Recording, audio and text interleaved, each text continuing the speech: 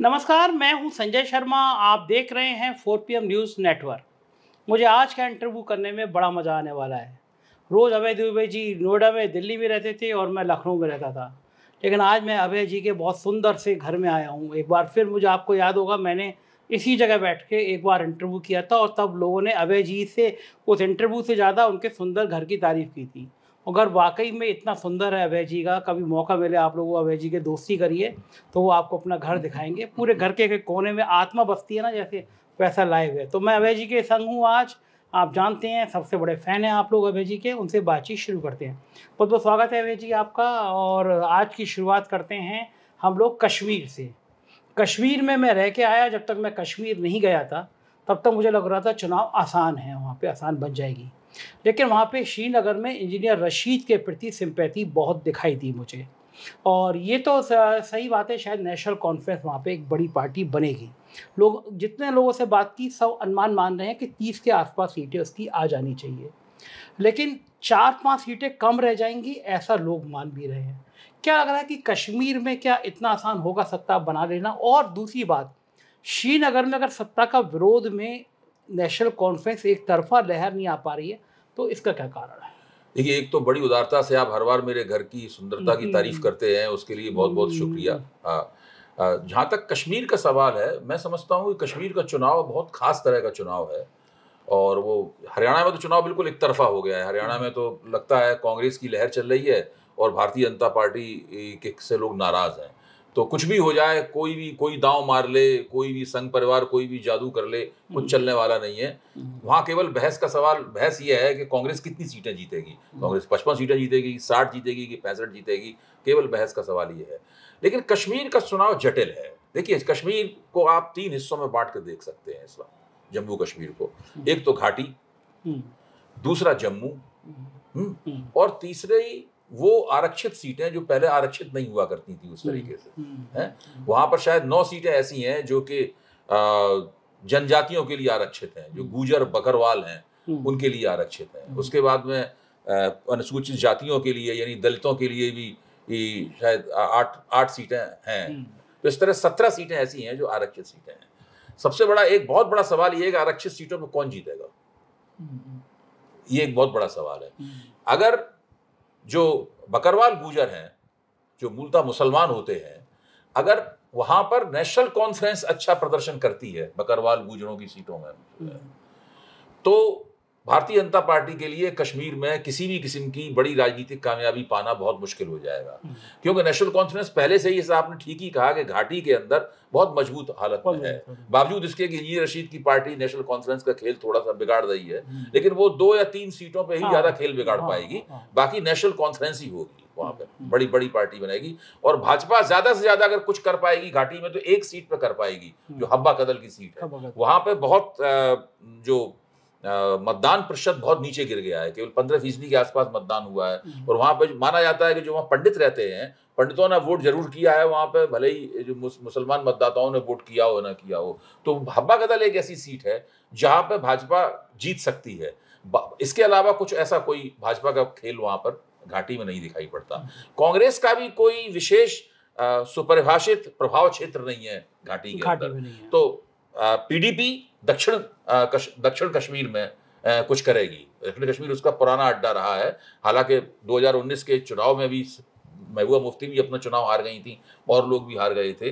तो ये स्थिति है वहां पर। वहां पीडीपी जीतेगी। अगर पीडीपी भी जीतती है तो वो भी अंततः नेशनल कॉन्फ्रेंस और कांग्रेस के साथ ही आएगी। पीडीपी और नेशनल कॉन्फ्रेंस दोनों इंडिया गठबंधन की अभी तक सदस्य हैं और स्थापित सदस्य हैं, और साफ तौर पर कहते हैं कि हाँ, भले ही अलग अलग चुनाव लड़ रहे हैं, लेकिन हम इंडिया गठबंधन में हैं। पीडीएफ जो सीटें जीतेगी, आप मान लीजिए कश्मीर में जो गैर भाजपा शक्तियों की सरकार, गठजोड़ सरकार बनेगी, फिर पीडीपी उसके अंदर रहेगी। तो उसको तो मैं मानता नहीं हूं कि वो भाजपा के लिए किसी किस्म की अच्छी खबर है पीडीपी का चुनाव जीतना। पीडीपी ने भाजपा के साथ मिलकर सरकार चलाई, इसका उन्हें बहुत नुकसान हुआ।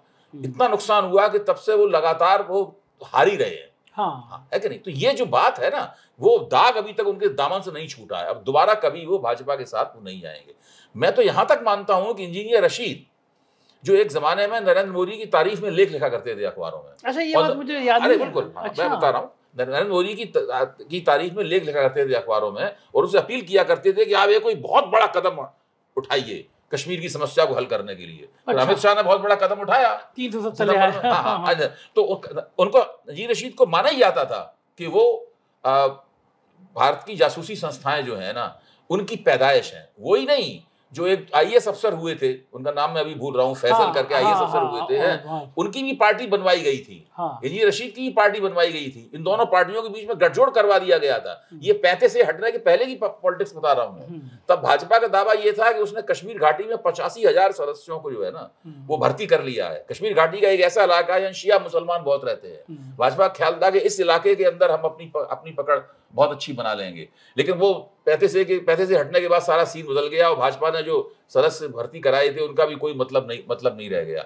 तो इस वक्त घाटी में भाजपा ज्यादा एक सीट जीत सकती है, नेशनल कॉन्फ्रेंस जम के जीतेगी। इंजीनियर रशीद अगर 2 या 3 सीटें जीतते हैं तो उनके सामने चुनौती होगी ये दिखाने की कि वो भाजपा के प्रॉक्सी नहीं है। ठीक बात है। हाँ, इसलिए उन्हें भी इसी सरकार में आना पड़ेगा, गैर भाजपा, वरना उनकी राजनीति पूरी तरीके से दागदार हो जाएगी, दागदार हो जाएगी। उनको यही माना जाएगा कि केंद्र सरकार का एजेंट है ये।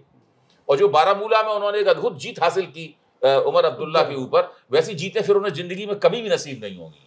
तो ये इसलिए मैं कह रहा हूं कि घाटी में जो कुछ भी हो रहा है उससे भाजपा को एक हब्बा गदल की सीट को छोड़कर कहीं कोई लाभ मिलने वाला नहीं है। अब सवाल यही उठता है कि जम्मू का चुनाव कैसा होगा।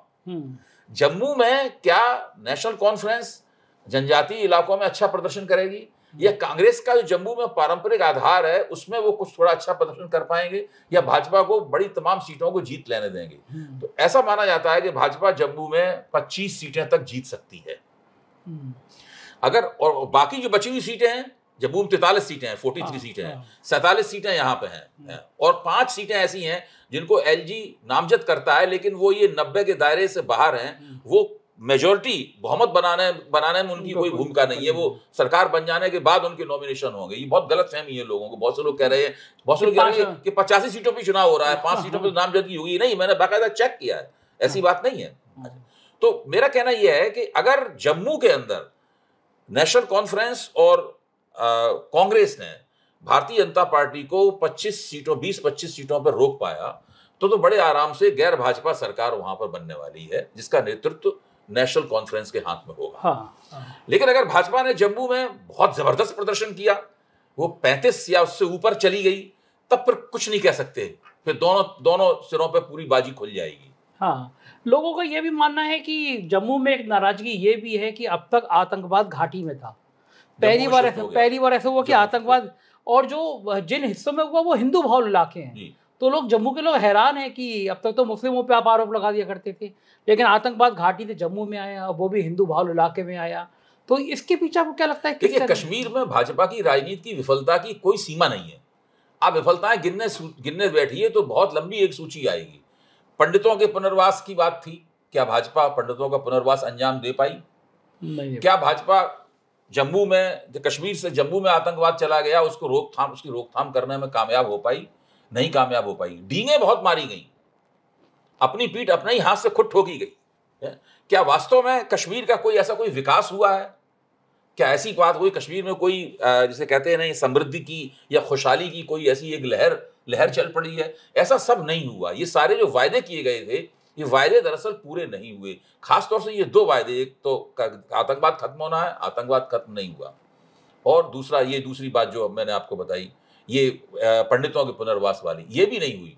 तो ये बिल्कुल ऐसी भाजपा अपने वायदों को पूरा करने के आधार पर नहीं जीत सकती। लेकिन हिंदू मुस्लिम जो ध्रुवीकरण की राजनीति है, जम्मू के लोगों को लगता है कि घाटी पे अगर मुसलमानों का कब्जा है तो जम्मू पे हमारा कब्जा है, तो इस तरीके से हो सकता। अब जैसे कि वैष्णो देवी की सीट है, क्या वैष्णो देवी की सीट भाजपा आसानी जीत जाएगी? आप कहीं भी उसका तबसरा देख लीजिए, भाजपा के लिए वैष्णो देवी की सीट जीतना काफी मुश्किल है। तो जम्मू में भाजपा अच्छी हालत में है, अच्छा प्रदर्शन करेगी, लेकिन उसका अच्छा प्रदर्शन किस सीमा तक जाएगा, इसके ऊपर एक सवालिया निशान है। मैं ये कह रहा हूं कि भाजपा को जम्मू में कांग्रेस और नेशनल कॉन्फ्रेंस कई सीटों पर टक्कर दे सकते हैं, लेकिन घाटी में भाजपा इन लोगों को कहीं टक्कर देने की स्थिति में नहीं है। ये दोनों में बुनियादी फर्क है। हाँ, बिल्कुल ठीक बात है। श्रीनगर में मुझसे एक सीनियर जर्नलिस्ट ने एक नया आंकड़ा समझाया।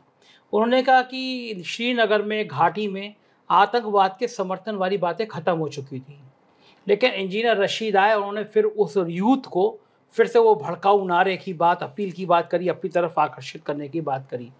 और उनका कहना था कि जेल से अचानक छूट जाना उनका, वो इशारा कर रहा है कि कोई बहुत बड़ी कॉन्स्पिरेसी हुई है। उनके ऊपर यही आरोप है हाँ, कि उनको बहुत चालाकी पूर्वक जेल से छोड़ा गया है ताकि वो वहां पर नेशनल कॉन्फ्रेंस का खेल बिगाड़ सकें और पूरा चुनाव का माहौल भी बिगाड़ सकें। तो ये चुनौती इंजीनियर रशीद की भी चुनौती है। हाँ, देखिए, अगर इंजीनियर रशीद अंततः भाजपा के पिट्ठू साबित हुए हाँ, हैं तो उनकी राजनीति फिर खत्म है। जो उन्होंने बारामूला में एक लहर तैयार कर दी थी उन्होंने, हाँ, बिल्कुल, जेल में रहते हुए एक लहर बन गई थी, उमर अब्दुल्ला ऐसा आदमी हार गया। हाँ, वो लहर फिर उन्हें दोबारा कभी नसीब नहीं होगी। उस लहर, अगर वो उस लहर को फायदा उठाना चाहते हैं तो उन्हें साबित करना होगा कि ये वो इंजीनियर रशीद नहीं है मोदी की तारीख में लेख लिखा करते थे। हाँ। कश्मीर के लोगों ने कहा कि उस समय तो ये कह दिया गया था कि अगर तुमने नहीं जिताया तो उसको फांसी हो जाएगी। ये फांसी से बचने के लिए उसको जिता दो लहर थी।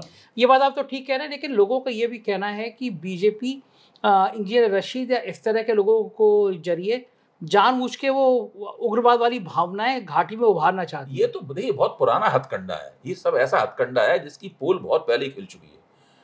पंजाब में आप जानबूझ के अमृतपाल जैसे लोगों को हवा देने वाली बात, भाई फिर बाद में उनको पकड़ भी लिया है। फिर आप देखिए अमृतपाल ने कैसे चुनाव लड़ा और किस तरह वो चुनाव लड़के जीत गया। इसमें बहुत तरह की बातें कही जा सकती हैं। उन बातों को कहने में मुझे आज संकोच है, मैं उन बातों को नहीं कहना चाहता। लेकिन कितनी तरह की, पंजाब जाइए, कितनी तरह की चर्चाएं हैं। वो जो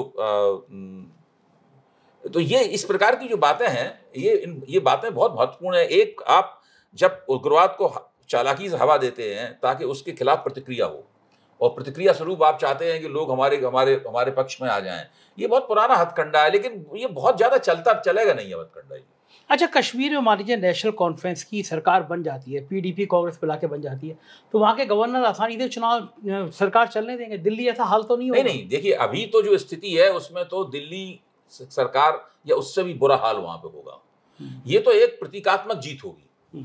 उसके बाद में इन लोगों को दबाव डालना पड़ेगा केंद्र सरकार पर, आंदोलन करना पड़ेगा, धरने देने पड़ेंगे, प्रतिवेदन देने पड़ेंगे, दिल्ली आना पड़ेगा बार बार। पूरे विपक्ष को संसद में ये मांग उठानी पड़ेगी कि आप वहां पर पूर्ण राज्य का दर्जा दीजिए। जब तक कहा भी है, ये उनका वायदा भी है। भाजपा को उम्मीद है ये कि भाजपा की सरकार बने फिर भाजपा पूर्ण राज्य का दर्जा दे। सवाल ये, उनकी ये उम्मीद पूरी होगी कि नहीं होगी? इसकी उम्मीद की पूरी होने की संभावना बहुत कम लगती है। बीजेपी का एक बहुत बड़ा धड़ा घाटी में ये प्रचारित करता हुआ नजर आया। मुझे बीजेपी के नेता मिले भी और उन्होंने मुझसे कहा क्या बात कर रहे हैं आप, देख रहे हैं कि नेशनल कॉन्फ्रेंस और हम मिलकर सरकार बनाएंगे। अब वहाँ पे ये बातें भी जो चुनाव से पहले उड़ाई गई कि उमर अब्दुल्ला और बीजेपी मिलकर सरकार बना सकती हैं। सारा हयात बहुत अच्छी प्रवक्ता है, मैंने उनसे सवाल किया तो उन्होंने मुझसे कहा कि किसी भी कीमत पर हम बीजेपी के साथ नहीं जा सकते। क्या संभावना बन सकती है? देखिए इस वक्त तो घाटी की कोई भी ताकत, इसीलिए मैं कह रहा हूं इंजीनियर रशीद को भी भाजपा के पक्ष में जाने में 100 बार नहीं 1 लाख बार सोचना पड़ेगा। जो भी भारतीय जनता पार्टी के साथ जाएगा वो हमेशा के लिए दागी हो जाएगा। उनके सामने सबसे बड़ा इसका प्रमाण है पीडीपी की क्या हालत हुई। पीडीपी दक्षिण कश्मीर के अंदर बहुत बड़ी ताकत थी, भूसा उड़ गया पीडीपी का 2019 में। उसके बाद से लगातार उनका भूसा ही उड़ रहा है। वो कुछ कर ही नहीं पा रहे हैं। मतलब अभी इस लोकसभा चुनाव में भी पीडीपी कुछ नहीं जीती। वहां पर वोट मिले लेकिन कभी भी सीटों में कन्वर्जन नहीं हुआ। आज तक महबूबा मुफ्ती के दामन पे दाग है और वो दाग को छुड़ा नहीं पाई है। कि जिन दिनों इनकी सरकार चल रही थी, मैं संतोष भारती और कश्मीर का दौरा करने के लिए गए, उसमें मैंने एक रिपोर्ट लिख के भी इन लोगों को दी थी, सबमिट की थी। ज्यादा उस रिपोर्ट का प्रचार नहीं हो पाया। लेकिन उस वक्त हालत ये थी कि जब हम लोग लोगों से बात करते थे तो लोग कहते थे कि कश्मीर के भाजपाइयों को तो कभी जीवन में यकीन ही नहीं था कि कभी ये सचिवालय का मुंह भी देखेंगे। इसलिए इनकी हालत इस वक्त ऐसी है कि बंदर के हाथ में उस्तरा दे दिया जाए तो जो हरकतें करते हैं उस तरह की हरकतें ये करते हुए घूम रहे हैं। तो ये बहुत, मेरा मानना यह है कि धारा 35A हटाने से पहले केंद्र सरकार ने कश्मीर में राजनीति की एक शतरंज की बाजी बिछाई थी, जिसके अंदर शाह फैसल की पार्टी, इंजीनियर रशीद की पार्टी, इन दोनों के बीच का गठजोड़, अपने लिए शिया इलाकों में वो करना और जैसे कहते हैं परिसीमन के जरिए घाटी का प्रभाव कम करना, जम्मू का प्रभाव बढ़ाना, फिर आरक्षण के जरिए भाजपा ये सब मान के चल रही थी कि ये सब जो शतरंज वो बिछा रही है, भविष्य में जो चुनाव होंगे तो हमें उसका लाभ मिल जाएगा। तो भाजपा अभी भी उसी कोशिश में है, उम्मीद करती है कि जो उसने शतरंज की बाजी बिछाई थी वो उसके पक्ष में शह और मात हो। यानी उस वक्त तो हालत ये थी कि अमित शाह ही एकमात्र ऐसे खिलाड़ी थे जो कश्मीर में शह दे सकते थे और खुद ही मात दे सकते थे, बाकी कोई खिलाड़ी था ही नहीं। हालत ये थी कि महबूबा मुफ्ती की साख पूरी तरह गिर चुकी थी। उमर अब्दुल्ला घर में निष्क्रिय बैठे हुए थे, उन्होंने जनता से संपर्क भी नहीं किया था। फारूक अब्दुल्ला का नेतृत्व के ऊपर सवालिया निशान लग चुका था और सरकार अपनी तरफ से ये नई नई राजनीतिक शक्तियों को उभारने की कोशिश कर रही थी। तो भाजपा को लग रहा था कि ये सब हम करेंगे, लेकिन उसे ये नहीं पता था, भाजपा को ये अंदाजा लगाया था जब वो 35 से हटा देंगे तो कश्मीर के किसी भी राजनीतिक ताकत के पास कोई एजेंडा ही नहीं रह जाएगा। हाँ। पुरानी सारी मांगे जीरो हो जाएंगी। हाँ। पहले जिस तरह राजनीति होती थी वो राजनीति करने की संभावना ही समाप्त हो जाएगी। ये सोचने में बहुत समय लगा भाजपा समेत सभी दलों को कश्मीर में राजनीति करें कैसे, क्योंकि शुरू से जो राजनीति जिस तरह की जा रही थी वो सारा डिफरेंट हो गया, खत्म हो गया, मतलब जीरो हो गया। उस तरह राजनीति करना ही संभव हो गया। अब केवल दो ही मांगे हो सकती हैं, या तो एक मांग तो ये हो सकती है कि आप कहें कि भाई 35A को दोबारा बहाल किया जाए, एक तो ये मांग हो सकती है जो नेशनल कॉन्फ्रेंस कर रही है, पीडीपी कर रही है। दूसरी मांग ये हो सकती है कि भाई पूरे राज्य का दर्जा दिया जाए। अगर भाजपा ने उसको पूरे राज्य का दर्जा दे दिया होता तो ये मांग भी नहीं होती। हाँ, सही बात है, ये मांग भी खत्म हो जाती थी, एक ही मांग रह जाती वो। हाँ। ये तो भाजपा ने गलती की। मेरा मानना है कि पहले ही इसको पूर्ण राज्य का दर्जा दे देना चाहिए और तब चुनाव कराना चाहिए, तो भाजपा को ज्यादा लाभ होता उसके अंदर। ये भी गलती की इन्होंने। ये बिल्कुल। दूसरे विषय पे आते हैं। संघ में और बीजेपी में जो तकरार की खबरें आ रही हैं, संजय जोशी अध्यक्ष बने ना बने, लेकिन अखबारों में चलने लगा। जी टीवी पे एक दिन मैं देख रहा था, ब्रेकिंग खबर चल रही थी कि संजय जोशी अध्यक्ष बनाए जा सकते हैं। मोदी जी को कैसा लगता होगा कि उम्र के इस पड़ाव पर, जब राजनीति के अंतिम पड़ाव है, संजय जोशी जो सबसे बड़े दुश्मन थे उनके अध्यक्ष बनने की चर्चाएं चल रही हैं। चर्चा चलना ही उनको कितना आहत कर रहा होगा। क्यों? अंग्रेजी की एक कहावत है, throw the spanner in the work. अगर आप मशीन के अंदर एक रिंच फेंक दें चलती हुई मशीन के अंदर, तो मशीन तो खड़बड़ा के टूट जाएगी। एक ही रिंच पूरी मशीन को बर्बाद कर देगी। संजय जोशी का नाम वही स्पैनर की तरह है, मतलब उसने पूरे भाजपा जिस तरीके से मतलब भाजपा के नहीं, मैं कहता हूँ मोदी और शाह का जो तंत्र है, भाजपा कहना गलत है, जो मोदी शाह का तंत्र है उस तंत्र को पूरी तरीके से खड़बड़ा दिया। वो तंत्र गड़बड़ा गया है। संजय जोशी का नाम भी कभी आएगा, वो भी प्रासंगिक हो जाएंगे। देखिए, संजय जोशी को मैं जानता हूँ व्यक्तिगत रूप से, मैंने एक कार्यक्रम में गाजियाबाद में उनके साथ मंच पर शिरकत भी की है। वो अच्छे वक्ता हैं और मैंने सुना है लोगों से कि वो उनकी याददाश्त बहुत तेज है। मैंने ये भी सुना है कि कार्यकर्ताओं के साथ उनका रब्त सब बहुत अच्छा है, कार्यकर्ताओं के बीच में वो काफ़ी लोकप्रिय हैं। तो मुझे तो लगता ही है कि संजय जोशी अगर भाजपा के अध्यक्ष बन गए तो उससे बड़ी पराजय मोदी शाह के तंत्र की कोई हो नहीं सकती। बनने देंगे ये लोग तो किसी कीमत नहीं। ये तो इस पर निर्भर करता है कि संघ क्या रवैया अख्तियार करता है। नाम तो वसुंधरा राजे सिंधिया का भी चल रहा है। हाँ। नाम शिवराज सिंह चौहान का भी चल रहा है। सब तो दुश्मन है। हाँ, अच्छा, और ये कुछ में से कोई भी एक भी नाम ऐसा नहीं चल रहा है जिससे ये सहज हो सके। मुझे ऐसा लगता है कि जल्दी ही, कितनी देर लगेगी ये नहीं कह सकता, संघ जो है भाजपा का नेतृत्व हस्तगत करने वाला है। अब संजय जोशी के जरिए हस्तगत करेगा, वसुंधरा राजे सिंधिया की जगह हस्तगत करेगा, या वसुंधरा राजे सिंधिया का नाम तो मैं इसलिए उचित नहीं मानता कि वो संघ की भी कोई बहुत ज्यादा पसंद नहीं है। शिवराज सिंह चौहान संघ की पसंद हो सकती है। हाँ, वर्किंग उनकी ऐसी है कि संघ पसंद करता है। वसुंधरा राजे को वो मेरे ख्याल से उन्हें जिस तरह का एक कर्मठ व्यक्ति चाहिए और कार्यकर्ताओं के साथ रब्त बना के चलने वाला, मुस्कुराने वाला, सबकी बात सुनने वाला, उस किस्म की शख्सियत उनकी नहीं है। तो वो शिवराज सिंह ज्यादा बेहतर नाम है। संजय जोशी तो निश्चित रूप से है ही बेहतर। अब देखिए क्या होता है कि ये एक लाख टके का सवाल है कि भाजपा का अगला अध्यक्ष कौन होगा और वो किसकी पसंद का होगा। सही बात है। कुछ खबरें ऐसी भी निकल के सामने आई कि संघ ने कहा कि प्रधानमंत्री या बीजेपी का अध्यक्ष, इसमें से एक व्यक्ति हमारा होगा। हाँ, अब तय कर लो कि प्रधानमंत्री हमारा होगा या ये संघ ने इस मौके पे आके क्या जेपी नड्डा को सबक सिखाया है जो जेपी नड्डा ने चुनाव से पहले कहा था? जेपी नड्डा की तो कोई, मैं नहीं समझता उनकी इतनी हैसियत है कि वो अपने मन से वो वक्तव्य दे पाते। वो वक्तव्य तो उनसे दिलवाया गया था और संघ को बहुत बुरा लगा होगा, लेकिन संघ ये भी सोच रहा था कि कहीं ऐसा ना हो कि इनकी 300 से ज्यादा सीटें आ जाएं। इसलिए वो लोग चुपचाप बैठे रहे मौके के इंतजार में। जब उन्हें मौका मिला तो उसके बाद उस मौके का पूरा वो फायदा उठा रहे हैं। संघ ये मानता है कि यही मौका है जबकि भारतीय जनता पार्टी को नरेंद्र मोदी के हाथ से अंतिम रूप से छीना जा सकता है। और एक बार भाजपा अगर इनके हाथ से निकल गई तो आप समझ लीजिए कि इनकी प्राण शक्ति पूरी निकल जाएगी, तभी ये खोखले किस्म के प्रधानमंत्री बन के रह जाएंगे। ये लग रहा है कि आपको लग रहा है कि जो शीतकालीन सत्र होगा उससे पहले क्या तय हो जाएगा बीजेपी का अध्यक्ष कौन होगा? मेरे ख्याल से काफी और पहले से देर हो चुकी है। इस काम को जितनी जल्दी हो सके उतना करना होगा।